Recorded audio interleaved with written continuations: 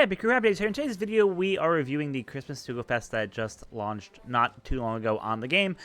So, full disclaimer, Christmas is right around the corner, just a couple days away at this point. New Year's is right around the corner right after that. So, at this point, you really should be saving all your rainbow gems for New Year's. Again, they're going to try to bait you with all kinds of stuff on the Sugofest, and we'll kind of go through it.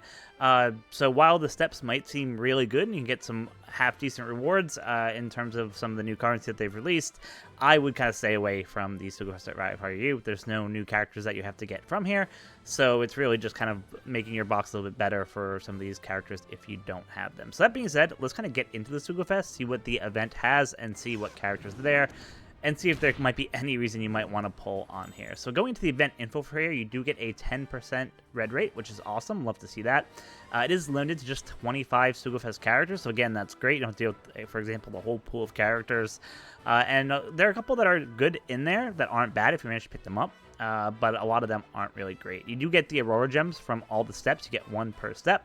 So if for some reason you wanna go nuts and spend over 400 rainbow gems, yeah, you could get 10 Aurora gems, which will give you one pull on the Aurora banner. Like I said, I'm not really happy with how they've kind of implemented the Aurora gems, to be honest. It feels kind of scummy, and granted, even if you were to buy 5 steps, for example, it's about $125, which would be equivalent to maybe like 400 rainbow gems.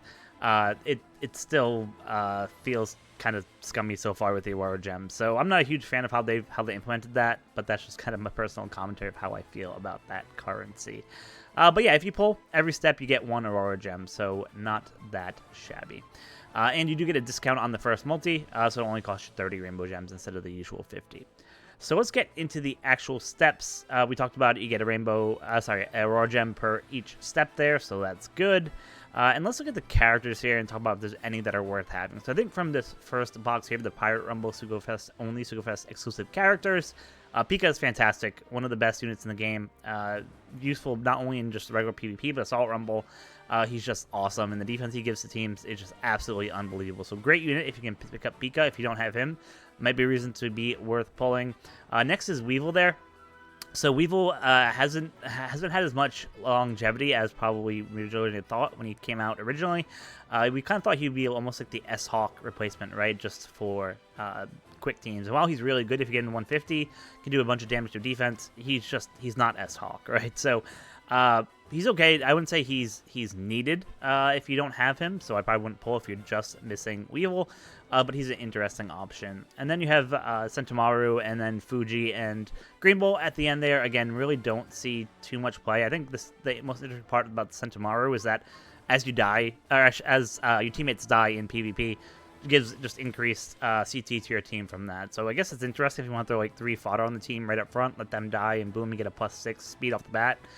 It's interesting. You don't really see Sentomaru used in too much play these days, so yeah, won't really see too much use for that.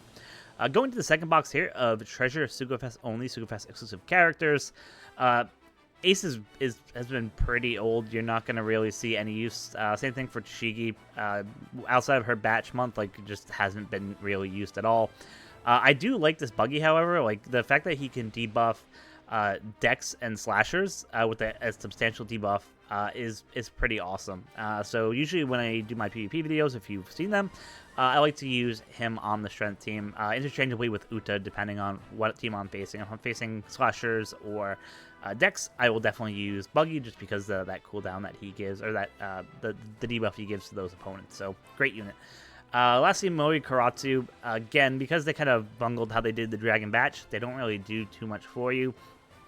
You could kind of create a PvP team that has, Dragon, Sabo Koala, and these guys, but there's just not a lot of synergy there. So they're just not really that great, unfortunately. Going into the Kazuna Clash Sugofest only Sugofest exclusive characters. I recently just pulled Ginny, so I've been playing around with her a little bit. She's okay. Like I said, I think the biggest drawback I see from her is that a lot of these units that came out, whether it's the Sai Kuma or her, or even the latest Atlas, right? They're really built to take down just the world government teams, but they don't really do that even that well themselves, right? They're not a super OP team. If you had all these units on there, So it makes it really hard to justify using them out in the PvP space. So for that reason, again, I wouldn't pull if you're just missing Jenny there. Again, Sabo and Bonnie there. Oh, okay unit, serviceable, not terrible. But again, I wouldn't pull just for them. Yeah, Bubble Girl Hino over here. She's okay. Then you have Nami and Robin and Chopper. I've used them in my last video, if you saw, for the last Kazuna that just passed by. Does really crazy boost to Cerebral, and it's pretty easy to get their charge gate full and go through that. So good character, but again, definitely not worth pulling just for themselves if you're just missing them. And then Sanji and Pudding at the end there. So not really anyone that I would say is must-have for that whole row there. So again, save your gems, conserve, don't even worry about that. Going into the bottom here, just regular Sugofest only exclusive characters. So again, you have the Bonnie and the Kuma, who do really good in PvP against the world government characters. You might see some use for them, but not kind of too much craziness there. What's interesting is because there's not multiple parts, they did put Daz Bones on here. I'm surprised they didn't add the Mihawk or the other units that went on their debut batch. Interesting choice, but I guess it is what it is. But again, Daz Bones isn't worth pulling himself. Albert again came with his batch, not worth pulling himself.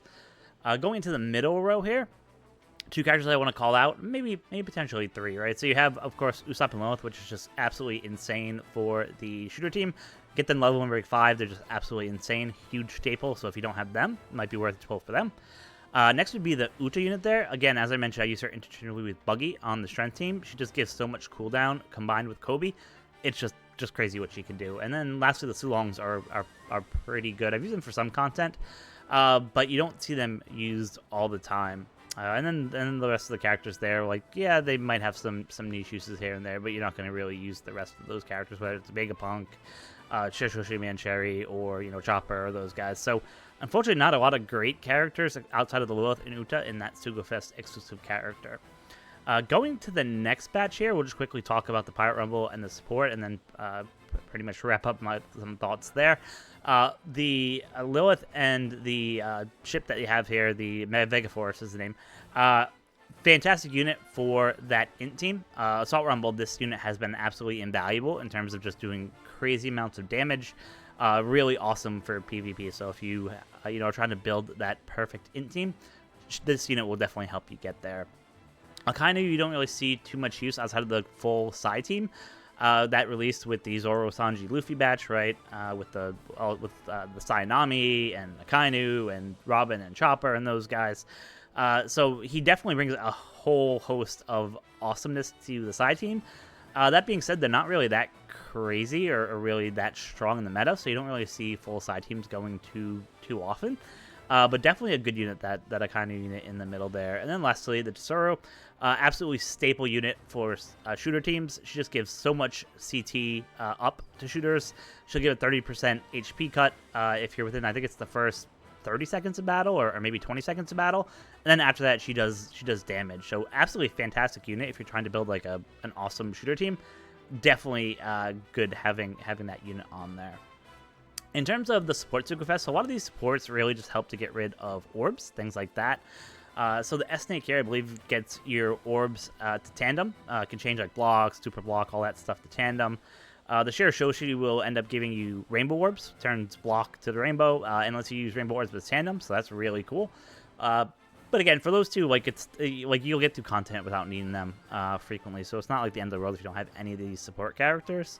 And then lastly, for Kid Bonnie over there, she gets rid of attack down, I believe, and also she gives type effect, I believe, as well. So out of the four, I've used that Bonnie more than probably the other three so far.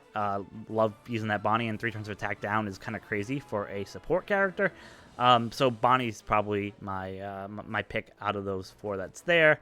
And then everyone else is just kind of your normal standard rare recruit guys. No one really sticks out here that I can call out that I think is worth mentioning separately.